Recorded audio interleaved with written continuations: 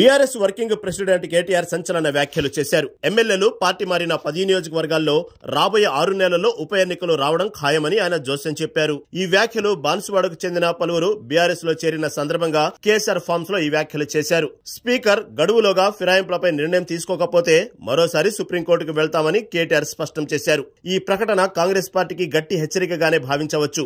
రాబోయే 6 నుంచి 9 నెలల కాలంలో బాన్సువాడలో ఉప ఎన్నిక వచ్చేది ఖాయం.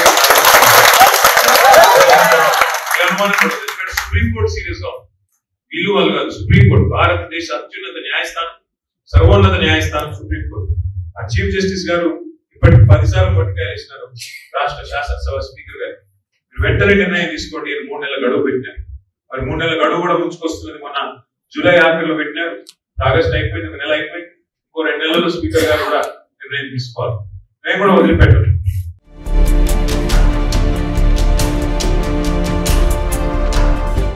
కాంగ్రెస్ పార్టీలో చేరిన మాజీ స్పీకర్ పోచారం శ్రీనివాసరెడ్డి గురించి కేటీఆర్ ప్రత్యేకంగా ప్రస్తావించారు. ఉప ఎన్నికలలో పోచారం శ్రీనివాసరెడ్డి ఓడిపోవడం ఖాయమని ఆయన అన్నారు. ప్రజలు ఫిరాయింపులను సహించరని, తగిన బుద్ధి చెప్తారని ఆయన అభిప్రాయపడ్డారు. ఈ వ్యాఖ్యలు పోచారంకు వ్యతిరేకంగా బీఆర్ఎస్ ప్రచారం ప్రారంభించిందని సూచిస్తున్నాయి.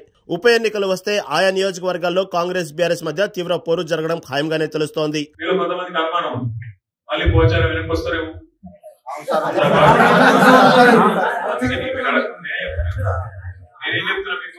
నేనేం చెప్తున్నా మీకు, మీరు ఒకటే గుర్తుపెట్టుకోండి.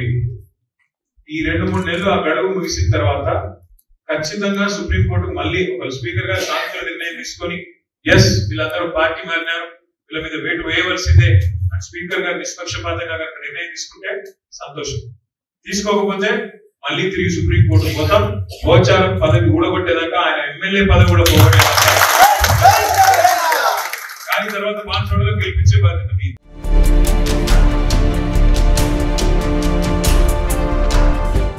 తమ పార్టీ ప్రజాస్వామ్య విలువల కోసం పోరాడుతుందని స్పష్టం చేశారు. ప్రజలు ఒక పార్టీకి ఓటు వేసి గెలిపిస్తే ఆ ఎమ్మెల్యేలు మరో పార్టీలోకి ఫిరాయించడం ప్రజాస్వామ్యాన్ని అపహాస్యం చేయడమేనని అన్నారు. ఈ విషయంలో స్పీకర్ సత్వరమే నిర్ణయం తీసుకోవాలని ఆయన డిమాండ్ చేశారు. లేకపోతే తాము సుప్రీంకోర్టు ద్వారా న్యాయం పొందుతామని కేటీఆర్ అన్నారు. ఈ పరిణామాలు తెలంగాణ రాజకీయాలలో రాబోయే రోజుల్లో మరింత ఉత్కంఠతను పెంచే అవకాశం ఉంది. మరి ఏం జరుగుతుందో వేచి చూడాల్సిందే.